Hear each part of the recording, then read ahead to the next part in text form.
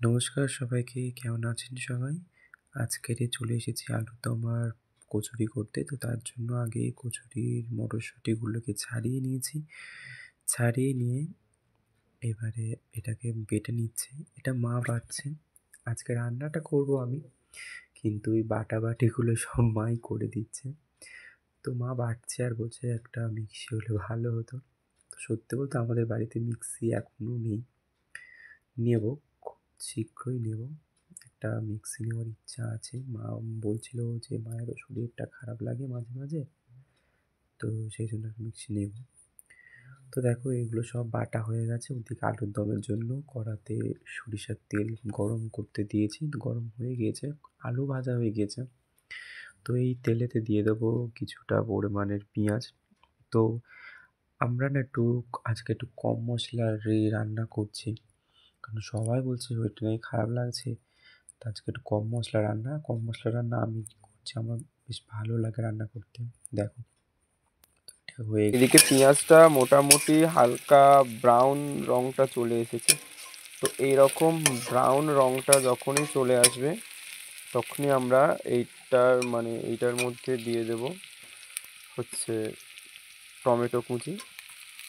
একটা ছোট সাইজের টমেটো কুচি করে রেখেছিলাম, সেটাকে দিয়ে দিলাম।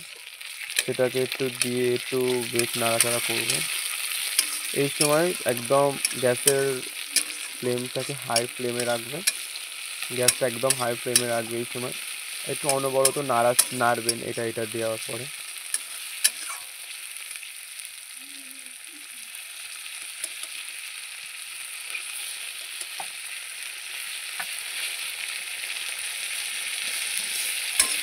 টমেটোটা ভাজা হয়ে গেছে, দুটোই মানে মানে পেঁয়াজ টমেটো দুটোই ভাজা হয়ে গেছে।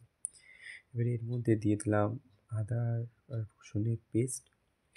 তো এটা দিয়ে দিলাম।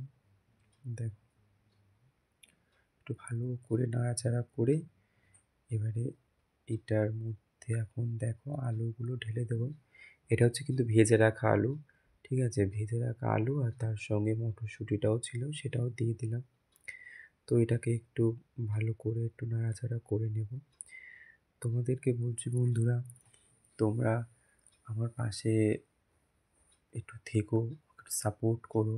আমি ১০০ বার বলছি, প্লিজ বন্ধুরা একটু সাপোর্ট করো। তো এটা ভাজা হয়ে গেছে। এটার মধ্যে আমরা দিয়ে দেবো লবণ, স্বাদ মতো লবণ। লবণটা দিয়ে দিলাম। এবারে দিয়ে দেবো হলুদের গুঁড়ো, পরিমাণ মতো হলুদ গুঁড়ো। আর দিয়ে দেবো হচ্ছে লাল লঙ্কার গুঁড়ো। আমরা যেহেতু লঙ্কাটা কম খাই অল্প দিয়েছি, আপনারা আপনাদের স্বাদ মতন লঙ্কাটা বুঝে শুনে দেবেন। তো হ্যাঁ, যেটা বলছিলাম, আমাদের আমাদের পাশে একটু থাকুন আপনারা। আপনারা একটু আমাদের পাশে থাকলে আমারও একটু ভালো হয়।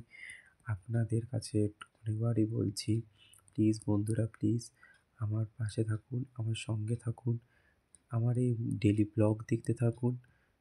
দেখুন এবারে এটা হয়ে গেছে। এবারে দিচ্ছি ধনিয়া পাউডার।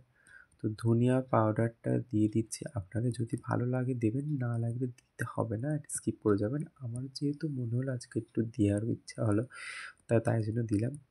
দেখো এটা নাড়াচাড়া করার পরে এটির মধ্যে আমি একটু দিয়ে দিচ্ছি জল। তো ওই জলটা দিয়ে এখন এটাকে রেস্টে রেখে দেবো। দেখো জল দিয়ে দিলাম। তো জলটাকে দিয়ে এটা এখন রেস্টে রেখে দেবো। আর এখন না নতুন আলু তো মানে প্রচুর বিরক্তি হয়ে যায়। প্রথম সিদ্ধ থাকে, তারপরে কেরম শক্ত হয়ে যায়। তো আপনাদের কাছে যদি কোনো টিপস থাকে আমাকে বলবেন আলু নরম রাখার। এটা দেখুন, এদিকে মা আটা মেখে দিচ্ছে, মানে ময়দা। ময়দাতে প্রথমে দিয়ে দিল স্বাদ মতো লবণ, তারপরে দিয়ে দিল খানিকটা পরিমাণে চিনি, আর ময়ামের জন্য দিয়ে দিল হচ্ছে রিফাইন্ড অয়েল, সয়াবিন অয়েল। তো এটাকে দিয়ে মা ভালো করে এখন মাখছে। তো একটু মোটামুটি ভালো করে এটা মেখে নেবেন, যাতে ডলা পাকিয়ে সেরকমটাই মাখাবেন। তো এবারে মা এর মধ্যে ঢেলে দিচ্ছে জল পরিমাণ মতো, মানে একটা মাখার মতো জল ঢেলে দিল। তো জলটা ঢালছে, ততক্ষণ মাখুক। তো ওদিকে তরকারিটা হোক, আর এদিকে আমার মা আটা মেখে নিচ্ছে।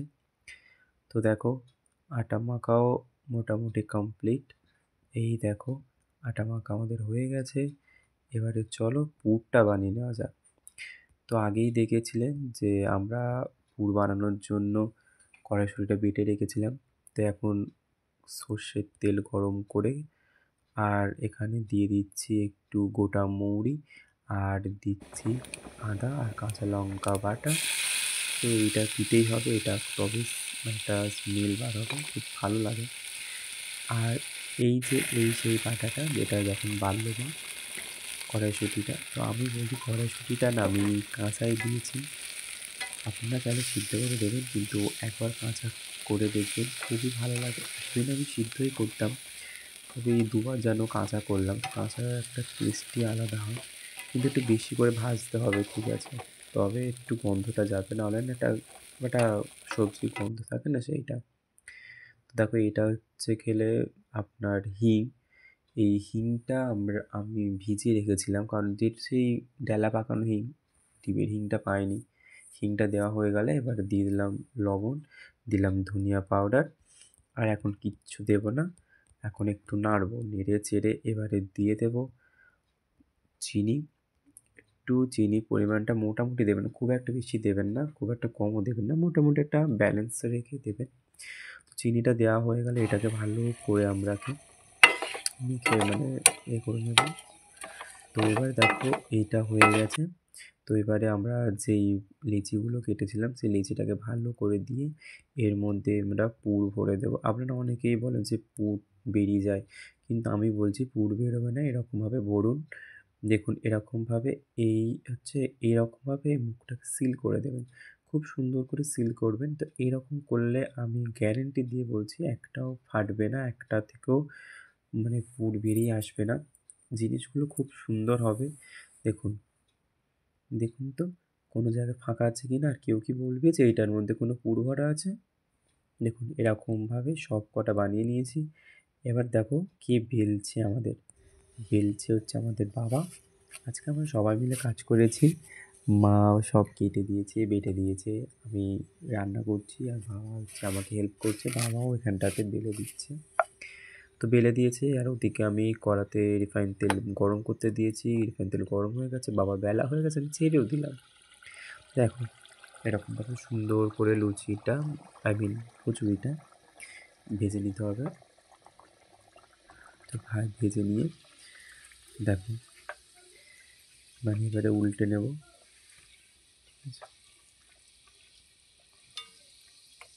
দেখো মোটামুটি ফুলছে, খুব একটা বেশি ফোলেনি, তবুও মোটামুটি, এটা যেহেতু প্রথম ছিল হয়তো ফুলতে পারেনি, বাট মোটামুটি ফুলেছে।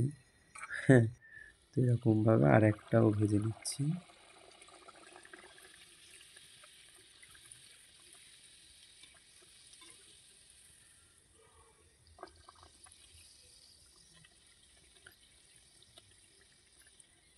তো বন্ধুরা দেখো এরকমভাবে সব কটা লুচি ভাজা হয়ে গেছে। এবারে এটাকে আমরা পরিবেশন করব। ওদিকে দেখা যাক আলুর দমটা কেমন দেখতে হলো। চলো, এই দেখো সেই আলুর দমটা ভালোই হয়েছে, কম মশলাতে বেশ ভালোই তরকারি হয়েছে, তেলও কম দিয়েছে, আপনারাও দেখেছেন। তো দেখুন সার্ভ করে দিয়েছি এখানে। তো আজকের এত পর্যন্তই বন্ধুরা, সুস্থ থাকবেন, ভালো থাকবেন, না যেতে রাধে রাধে বলবেন।